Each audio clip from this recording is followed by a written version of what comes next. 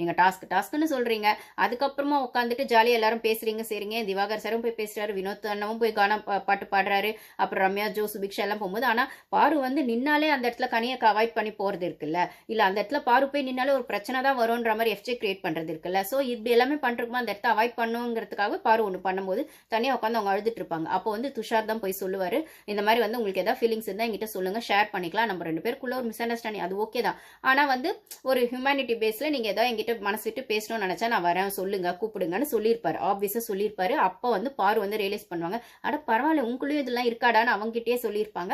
அதுக்கப்புறம் வந்துட்டு அவன் கேப்டன்சி போயிடும். அதுக்கப்புறம் அவனுக்கான ஒரு 2 பேரும் உட்காந்து பேசுவாங்க. நேற்று அவனே வந்து உட்காந்து பேசுவான் செய்வான் போது அப்போ ப்ராப்பராக தான் அது போகும். ஆனால் அப்போ ப்ராப்பராக பேசினவன் அவனுக்கு இஷ்டம் இல்லைன்னா அவன் அப்பயே இஷ்டம் இல்லைன்னு சொல்லியிருக்கலாம். வந்து உட்காந்து பேசிட்டு அதுக்கப்புறம் வீக்கெண்டில் வந்து இப்படி பேசுறது முதுகுல குத்துற மாதிரி தானே ஆகும். இதே தான் கெமிக்கிட்டையும் அவங்க பண்ணுவாங்க. கெமிக்கிட்டையும் வந்து ஓகே அவங்க 2 வாரமாக வந்து அவங்க கெமி மேலே கோவமாக இருந்தாங்க, போய் அதை சார்ட் அவுட் பண்ண ட்ரை பண்ணுவாங்க. இவங்களுக்கும் சரி கெமி ஏன் அந்த மாதிரி ஃபீல் ஆச்சு அன்றைக்கி அந்த துணி துவைக்கிற டாஸ்க்லன்னும் போது அன்றைக்கி வந்து அவங்களுக்கு ஏதோ ஒரு ட்ராமா இருக்குது அப்படிங்கிற மாதிரி சொல்லுவாங்க. பாரு அந்த எக்ஸ் பாய் ஃப்ரெண்டு விஷயத்தில் அந்த அப்யூஸ் அப்படிலாம் போது யாராவது தொட்டாலே எனக்கு கோவம் வந்துடும். அப்போ அன்றைக்கி அந்த ஃபிசிக்கல் டாஸ்க்கு அது ரொம்ப இரிட்டேட்டிங்காக இருந்தது. அந்த கோவத்தில் தான் நான் 2 நாள் இருந்தேன். அப்புறம் சார்ட் அவுட் பண்ணலான்னு நினச்சா அதுக்கு சந்தர்ப்பம் வரல. ஸோ ஓகே அப்படின்ற மாதிரி 2 பேரும் கெமியும் வந்து ஓகே நான் டாஸ்க்குன்னு வந்தால் நான் அப்படி ஃபயர் ஆகிடுவேன், அந்த மாதிரி நான் டெரராக ஆடுவேன். ஓகே அது புரியுது நீ சொல்கிறதுன்னு 2 அப்போ கெமியும் வந்து துஷார் பேசின மாதிரியே நல்லாவே தான் பேசுவாங்க. ஆனால் இங்கே வந்து வீக்கெண்டில் வந்து பேக் அடிச்சது பார்த்தீங்கன்னா கெமியும் துஷாரும். ஸோ ஒரு விஷயம் ஒருத்தங்களுக்கும் இருக்குன்னா நான் ஆல்ரெடி சொல்லியிருப்பேன், ஒன்று இப்போ அதை இனிஷியேட் பண்ணுறவங்க அது பண்ணுறதுக்கான ஸ்பேஸ் ஆப்போசிட்டில் இருக்கவங்க கொடுக்கணும். ஒருவேளை 2 பேருமே உட்காந்து பேசினாலும் ஒருத்தங்களுக்கு இஷ்டம் இருக்குது இல்லைங்கிறத ஓப்பனாக சொல்லணும். அங்கே ஆமான்னு தலையாட்டிட்டு அதுக்கப்புறம் வந்து அது இல்லைங்கிற மாதிரி பேசுறதும் ஒரு வகையில் முதுகுல குத்துறது தான். அப்படின்னும் போது அந்த இடத்துல துஷார் பண்ணதும் தப்பு தான், கெமி பண்ணதும் தப்பு தான். இவங்களுக்கு அந்த விஷயத்தை சார்ட் அவுட் பண்ண இஷ்டம் இல்லைன்னா அவங்க வந்து பேசும்போது எனக்கு பண்ண இஷ்டம் இல்லைன்னு சொல்லிடலாம். அதை விட்டுட்டு அது ஓகேன்ற மாதிரி அந்த டைமுக்கு தலையாட்டிட்டு அதுக்கப்புறம் வந்து பேசுறதும் அது சரியில்லை ஹியூமனிட்டி பேஸில் அப்படின்னு சொல்லும். பாருக்கு சப்போர்ட்லாம் இல்லை, இது ஜென்ரலாக நம்ம ரெகுலர் ரொட்டீனில் நடக்கிறதா. ஒருத்தங்கிட்ட ஒரு விஷயம் இருக்குன்னா அவங்க ஃப்ரெண்ட்ஷிப் நம்மளுக்கு வேணும்னா இல்லை பிரச்சனை இல்லாமல் இருக்க ஒன்று பண்ணணும் அப்படின்னா அது போய் உட்காந்து பேசி பார்க்கலாம். இது பேசுறதுக்கு அவங்க ஒரு வேலை ரெடியாக இருந்தா. அப்போ பேசியும் அது சரியாகலன்னா ஓகே இதுவும் பாயிண்ட் ஆஃப் வியூ இது என் பாயிண்ட் ஆஃப் வியூன்னு சொல்லி விட்டுருலாம். ஆனால் அப்போதைக்கு சரின்னு தலையாட்டிட்டு அப்படியே ஒத்து போகிற மாதிரி ஒத்து போயிட்டு அதுக்கப்புறம் வந்துட்டு நேற்று நீ பேசினதெல்லாம் ஃபுல்லாக ட்ராமா அது அப்போ முகத்துக்கு நேரம் அப்பயும் சொல்லியிருக்கலாமே, அப்பயும் விட்டுருப்பாங்கல்ல பாரு. அப்போ சரின்னு தலையாட்டிட்டு திருப்பி வந்து இங்கே பண்ணாங்க. ஸோ இதுதான் நடந்தது. இல்லைனா ரம்யாவோட ஓட்டு ஆப்வியஸாக பாருக்கு ஒன்று வந்திருக்கும், சபரியும் பாரும் ஈக்குவலாக இருந்திருப்பாங்க. ஸோ இது ஒன்று ஆச்சு. சரி அப்போ வந்து வினோத் எஃப்ஜேக்கு என்ன போகுது அப்படின்னு சொல்லும்போது வினோத் எஃப்ஜேக்கும் உள்ள ஒரு கோல்டு வார் போயிட்டே தாங்க இருக்கு. ஏன்னா வினோத் வந்து அவர் கேர்ள்ஸுக்கு சப்போர்ட் பண்ணுறன்ற மாதிரி அண்ணன்ற ஸ்டாண்டில் ஒன்று பண்ணிடுறாரு. எஃப்ஜே வந்து இங்கே பாய் ஃப்ரெண்டுன்ற ஆங்கிளுக்கு ஆதிரேக்கு சப்போர்ட் பண்ணுறேன், கெபிக்கு சப்போர்ட் பண்ணுறேன், கனியக்காக்கு சப்போர்ட் பண்ணுறேன் அப்படிங்கிற இடத்துல இந்த சைடுக்கு ஒரு கேர்ள்ஸ்க்கான ஒரு சேஃப் கார்டாக இவர் நிற்கிறாருன்னும் போது 2 பேருமே வந்து என்னவோ அங்கே பாடி கார்டு மாதிரி நின்றுட்டு சண்டை போடுற மாதிரி தான் இவங்க 2 பேருக்குள்ளே ஒன்று போகுது அப்படின்னு சொல்லும்போது பிரவீன் நான் சொன்ன மாதிரி பிரவீன்ராஜ் ரொம்ப ஸ்மார்ட். அவர் வந்து விக்ரம சொன்னார், அது அடிப்படையில் ரொம்ப உண்மை. ஆக்சுவலி விக்ரம் வந்து சபரிக்கு பிஏ வேலை தான் பார்த்துட்டு இருக்காரு அப்படின்னு சொல்லும்போது அது வந்து ஓப்பனாக தெரியல. அவர் நிறைய இடங்கள்ல பதிவு பண்றாரு, திவாகர் கிட்டையும் பதிவு பண்றாரு.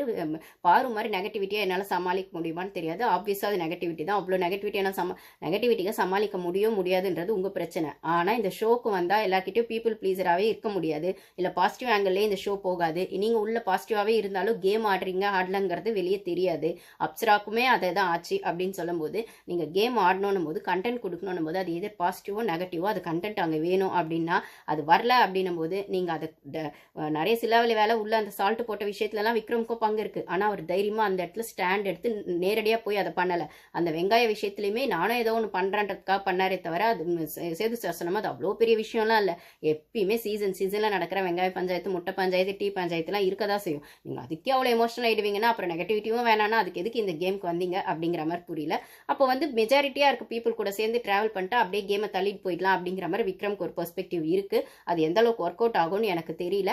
அப்புறம் வந்து ஏதோ ஒரு ஸ்கிரிப்ட் செய்யறன்ற மாதிரி மார்னிங் ஆக்டிவிட்டி ஏதோ பண்றாரு, அது ஓகே தான். ஆனா கேமுக்கு நீங்க என்ன பண்ணீங்க? நீங்க வந்து அவ்வளோ நியாயமா பாரு சைட்ல இருக்க தப்பு சொல்றீங்க, ஓகே அது கரெக்டா எடுத்து வைக்கிறீங்கன்னா நீங்க சபரி சைட்ல நடந்ததுமே கனியக்கா பண்றது சரியில்லைன்ற இடத்துலையுமே நீங்க அதை சொல்லணும். பார்ஷியாலிட்டி இந்த பெரிய குரூப்பா இருக்கு, ஒரு எல்லாருமா சேர்ந்து ஒரு பொண்ணை கார்னர் பண்றதோ இல்ல அந்த பொண்ணு எது செஞ்சாலும் தப்புன்னு சொல்றதோ இல்ல சபரிக்கான விஷயத்துக்காக மட்டும் நியாயமா இருக்க மாதிரி பேசுறதோ அப்படிங்கிறது வந்து சரியா இருக்குமான்னு எனக்கு தெரியல.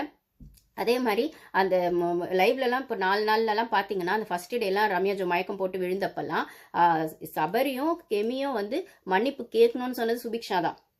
சபரியும் கெமியும் வந்து மன்னிப்பு கேட்கணும்னு சொன்னது சுபிக்ஷா தான். ஏன்னா வந்து அந்த தாளம் அடிச்சுட்டு அவங்க எழுப்புறதுக்காக வேக்கப் சாங் போடுறதுக்கு முன்னாடி அவங்க எழுப்பணுன்றதுக்காக பண்ணும்போது ஸ்பெசிஃபிக்காக சொல்லுவாங்க. அப்போ வந்து வினோத் கூட கேட்பாரு, அவங்க 2 பேருனா ஆரம்பிச்சது அவங்க தான், அதனால தான் அப்படின்னு. அப்போ கமருதீன்லாம் அந்த சைடில் இருப்பார் சூப்பர் டீலக்ஸில்.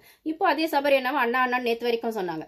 இப்போ இங்கே வந்து டபுள் கேம்லேயுமே அவங்க பேர் வருது அப்படின்னு சொல்லும்போது இந்த கேமோட டைனமிக்ஸ் மாறிட்டே இருக்கும்னா அதில் பாரு மட்டும் ஒரே சைடாக இருக்கணும். கனியக்கா வந்துட்டு மாறினா தப்பு இல்லை, சபரி ஸ்ட்ராட்டஜி பண்ண தப்பு இல்லை, விக்ரம் சபரி கூடயே டிராவல் பண்ணுறதுக்கு ஒரு ஸ்ட்ராட்டஜி பண்ணா தப்பு இல்லை அப்படின்னு சொல்றது வந்து எனக்கு எந்த வகையில் சரின்னு சொல்ல தெரில. பட் ஆனால் ஒரே சைடாக தான் எல்லாருமே ரிவ்யூ பண்ணுறது அப்படிங்கிறது எனக்குமே பிடிக்கல. ஸோ 2 சைடுக்கான விஷயங்களும் எடுத்து வைங்க, 2 சைடுக்கான பெர்ஸ்பெக்டிவும் பாருங்க. கேம் வந்து அந்த இதில் இந்த சீசனை பொறுத்த வரைக்கும் யாருமே பெர்ஃபெக்ட் இல்லை அப்படின்னு சொல்லும்போது அது ப்ளஸ் ஆர் மைனஸ் அந்த ரேஷியோ டிஃப்ரென்ஸில் தான் நம்ம பார்க்க முடியுமே தவிர ஒரே சைடுக்காக வாயை திறக்காதவங்க நல்லவங்களும் இல்லை, பேசிட்டே இருக்கவங்க தப்பும் கிடையாது.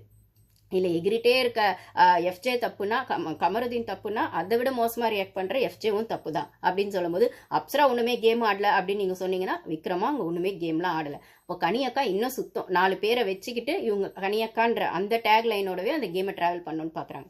இதான் எபிசோடில் இருந்தது. பார்க்கலாம் நாளைக்கு எப்படி யாருக்கு நிஜமாக ஏதாவது ரோஸ்ட் விழுதா இல்லை எலிமினேஷன் எப்படி போகுது அப்படின்னு பார்க்கலாம். Thank you guys.